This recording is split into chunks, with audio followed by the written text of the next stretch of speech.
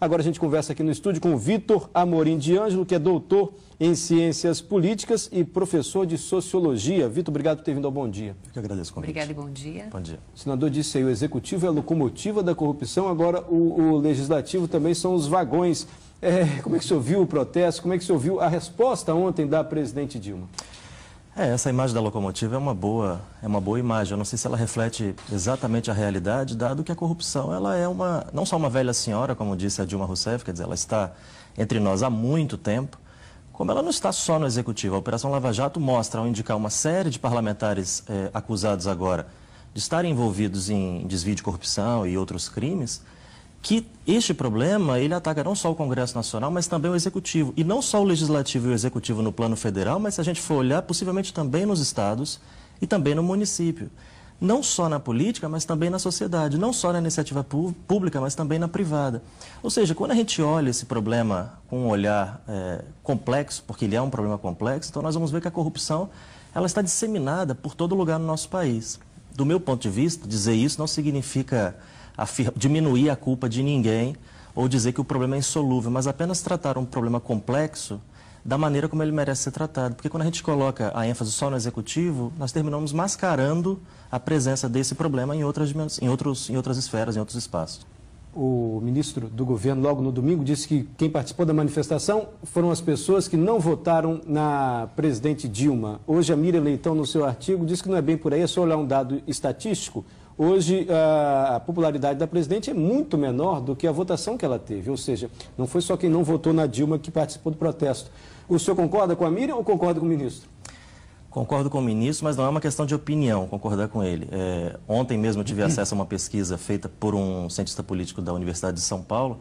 Ele fez um survey, isso é uma pesquisa com uma amostra aleatória em São Paulo, portanto tem o seu limite, porque foi em São Paulo apenas, mas é significativa dado que a manifestação em São Paulo foi a mais numerosa do país, segundo os cálculos da PM.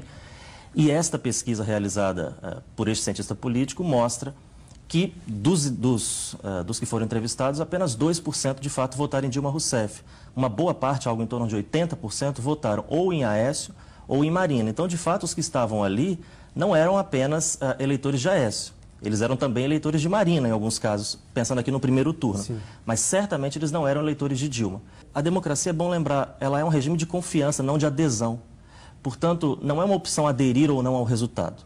Então, se você elege alguém e esse alguém não vence, isso não pode dar vazão a alguns adesivos, como a gente vê pela cidade, dizendo que a culpa não é minha porque eu não elegi a Dilma.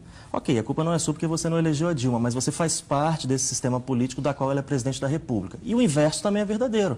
Você venceu, mas não pode deixar de governar para aqueles que não te elegeram. Isso, pelo que o senhor está dizendo, pelo seu raciocínio, não desqualifica a manifestação e o volume de pessoas que foi às ruas pelo fato de a maioria não ter votado na presidente. É uma manifestação legítima A presença dessas pessoas na rua, sim, é perfeitamente legítima e, de alguma maneira, até salutar para a democracia. E você não pode ignorar, como governo, a presença de uma parcela expressiva da população brasileira que foi às ruas. Ontem, na entrevista coletiva, a presidente disse que não estava lá num confessionário para fazer nenhum tipo de confissão e perguntado sobre algum erro do governo. Ela disse que o governo pode ter errado, mas citou só o FIES. Ela não citou a Petrobras. E a gente vê aí o escândalo que envolve a Petrobras. E essa falta de reconhecimento do governo, o fato de os dois maiores escândalos do país de corrupção, o Mensalão e agora o Petrolão, acontecerem durante o governo PT, isso, de certa forma, associa também a imagem do partido à corrupção, porque o PT que estava no governo quando isso tudo estourou. Cabia, principalmente ao Executivo, impedir que isso acontecesse? Isso. Acho que você toca em alguns pontos interessantes. Associa o caso ao partido, muito embora quando a gente vai olhar o que se passou, não necessariamente isso começou com o partido, nem se reduz exclusivamente ao período em que o PT está no governo.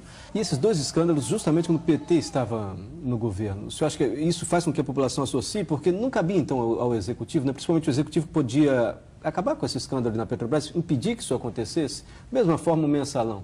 O que eu estou tentando dizer é que, num olhar um pouco mais refinado, a gente não pode reduzir a corrupção apenas ao PT. Reduzir tudo isso ao governo do PT é, de fato, um reducionismo. Eu acho que a gente entendeu. E o senador Ricardo Ferraz disse aqui na entrevista, né? O Congresso inteiro tem que fazer uma meia-culpa e analisar bem, né? Porque se algum partido aceita um cargo para depois repartir recursos, é porque ele também está sendo conivente, está sendo complacente com tudo aquilo. A gente vai encerrando, professor. Muito agradecido ao senhor pela presença. Obrigada e um bom dia. Bom dia, obrigado.